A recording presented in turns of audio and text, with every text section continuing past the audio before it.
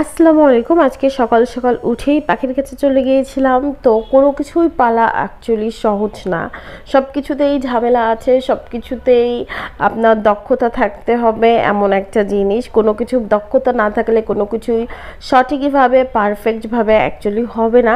আপনারা সবাই জানেন যে আমাদের ছোট্টখাটো একটা খামার আছে, তার সাথে পাখিটা শখে পালি।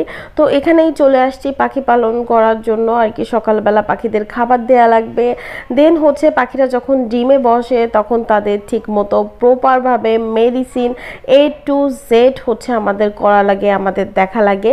ওই যে কোনো কিছুই বললাম না, দক্ষতা বা কোনো কিছুর আগ্রহ, কোনো কিছুর কষ্ট না করলে অ্যাকচুয়ালি সেই জিনিসটার ফল ভালো হয় না।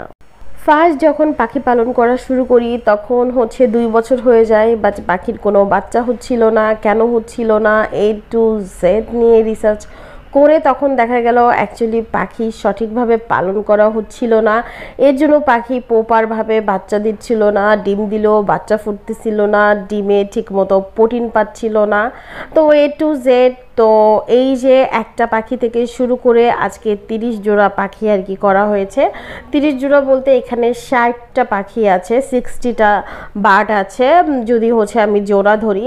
এখানে লাভবার্ড আছে, লাভবার্ড 4-5 ধরনের লাভবার্ড আছে। দেন বাজিগর পাখি আছে।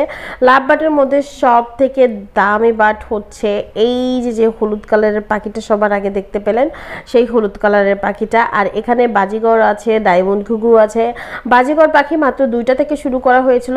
এই যে হলুদ পাখি যে বাজিগর অ্যালিভিনো, তো এইটা থেকে আর কি শুরু করা হয়েছিল বাজিগর পাখি। সেটা থেকে আজকে হতে হতে হতে হতে মানে মোটামুটি 18-19 জোড়ার মতো আর কি হয়ে গেছে।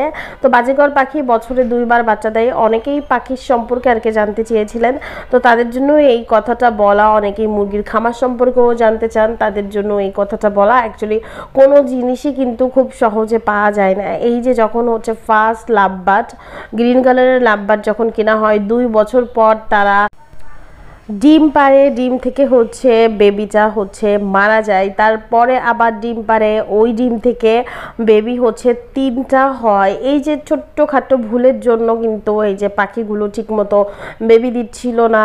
এই জিনিসটাও কিন্তু আস্তে আস্তে একদমই শিখি। তো এই জিনিস কোনো কিছুই ফার্স্ট অফ অল মানে খুব ভালো হয় না। আপনাকে সেইটা জিনিস নিয়ে এক্সপিরিয়েন্স করতে হবে, তখনই ভালো কিছু আসে।